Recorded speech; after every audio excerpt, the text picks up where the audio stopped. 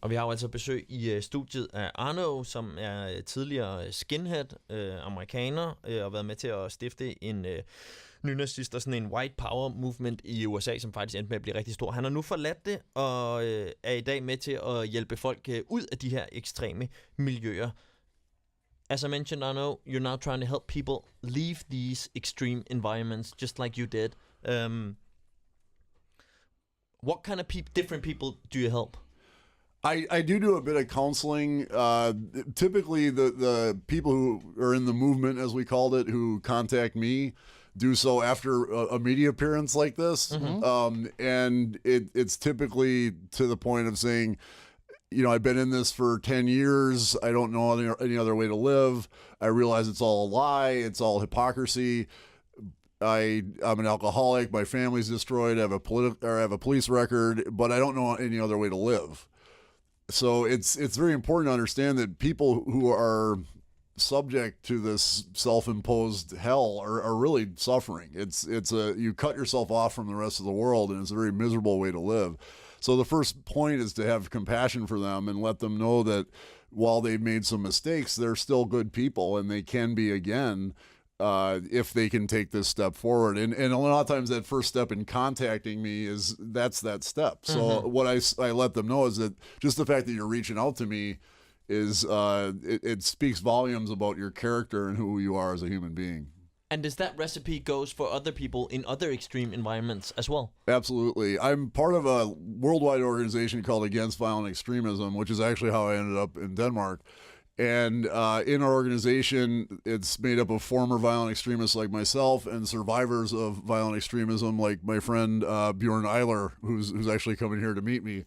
He's a survivor of the Utøya Island shooting in Norway. Mm-hmm. And together we kind of network and put our heads together to see what we can do to help make this world a more peaceful place. And so in the process, I work with, on a regular basis, former violent jihadists, or former violent street gang members, and former violent political extremists from either pole. Does that make? I mean, it's weird to me that you're like a former skinhead Nazi, and you're approaching a jihadist, saying, right. "All right, listen to me, because I'm going to tell you what we're going to do about this." That is really strange. It's also really powerful, though, yeah? Because especially in Europe, in the UK is really where this started.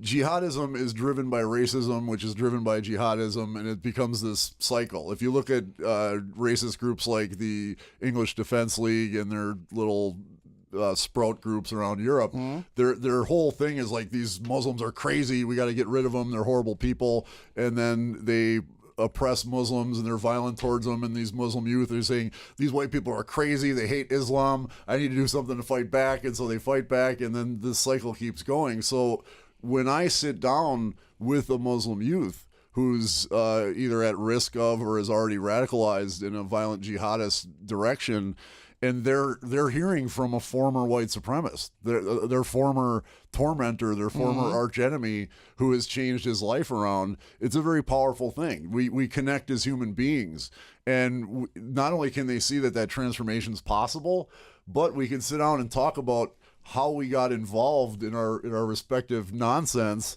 and see all kinds of common threads. So that can absolutely change a life around, and it's an inspiring process for me to be involved in. These extreme Islamists or jihadists, it's a very hot topic in Denmark because mm-hmm. there's people going to Syria or Iraq to fight. I think about 100 people has been confirmed so far from Denmark going down there. And so politicians, media, and people are very concerned what happens when these people return. Right. The latest thing has been that the politicians have suggested that we take away their citizenship so they can't come back. Right. What do you think of that idea? I think you could make it a lot quicker if you just strap suicide bomb belts on them, because that's essentially what you're doing when you revoke their citizenship. You're saying you've messed up to the point where there's no turning back, and you're not going to come back here. These people now have nothing to lose, and they have a huge grudge against Denmark. So it's a recipe for creating suicide bombers to do that. I think it's really important to understand that I can say with confidence that the bulk of angry young Muslims who leave Denmark to fight in Syria are doing it, expressing the same kind of teen angst that I expressed. And I'll guarantee you that at least half of these kids, when they get down there, they look around them and they're like, what did I just do? What did I get myself into? And they understand that they made a huge mistake.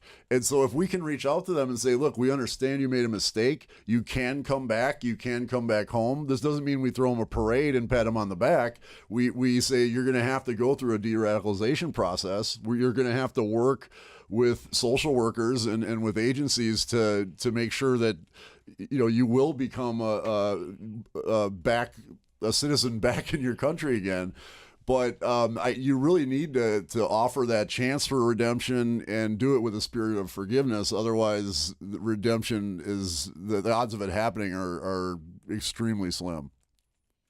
Like you've redeemed yourself and you have been forgiven, I guess. And any redemption that I've been able to experience has been because people have given me a chance to do so. If you don't give someone a chance, it's very unlikely that they'll turn things around.